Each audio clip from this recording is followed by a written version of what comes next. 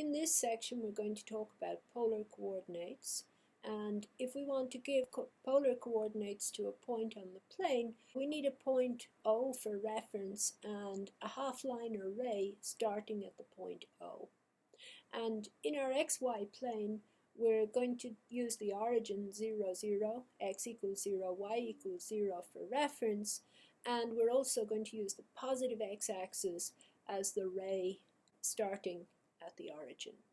For a point in the plane, we give it polar coordinates r and theta, where r is the distance of the point from the origin, and theta is the angle that a ray joining the point to the origin makes with the positive x-axis.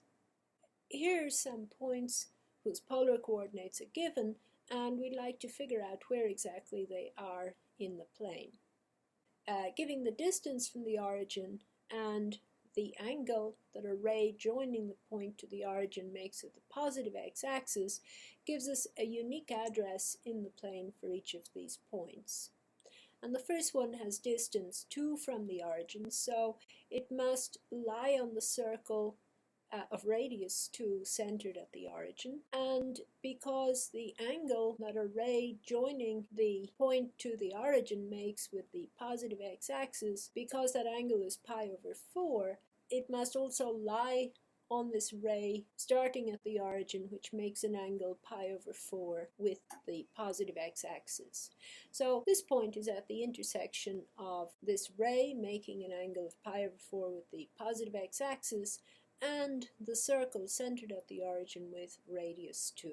And likewise, the second point, whose polar coordinates are given by 3 and minus pi over 4, is on the circle centered at the origin of radius 3, and it's also on the ray starting at the origin, which makes an angle minus pi over 4 with the positive x-axis.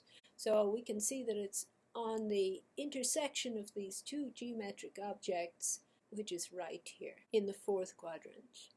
And the point whose polar coordinates are given by 3, 7 pi over 4 also lies on the circle whose center is at the origin and whose radius is 3, and it also lies on a ray which makes an angle 7 pi over 4 with the positive x-axis. Now that happens to coincide with the ray that makes the angle minus pi over 4 with the positive x-axis. This is the same ray, so this is actually the same point as the previous one. We see that the polar coordinates for a particular point are not unique. Given the polar coordinates for a point, there's a unique point on the plane associated to it, but for any given point on the plane, we may have more than one representation in polar coordinates. In fact, we have infinitely many, as you'll see later. And this last point, 2, 5 pi over 2, has distance 2 from the origin, so it's on the circle centered at the origin with radius 2, and the angle that a ray from the point to the origin makes with the positive x-axis is 5 pi over 2, so we can see that coincides with the ray that makes the angle pi over 2 with the positive x-axis, and we see that our point here is on the intersection of that ray and the circle of radius 2 centered at the origin. So we've seen already that for a given point in the plane, it doesn't have a unique representation in polar coordinates.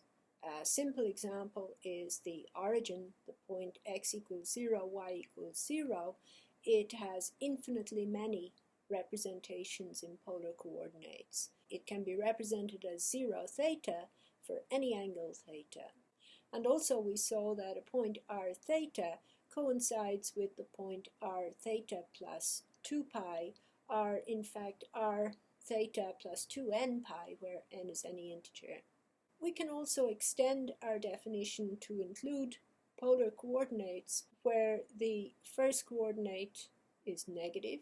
So in this case, we agree that r theta and minus r theta are on the same line through the origin, but minus r theta is on the opposite side of the origin to that of r theta, and both are the same distance from the origin. So in other words, minus r theta is equal to r theta plus pi.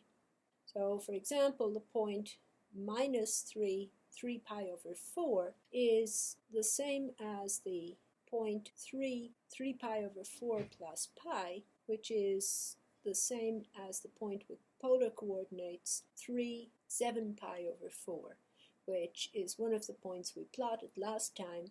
So we get, in fact, a third polar representation of this point.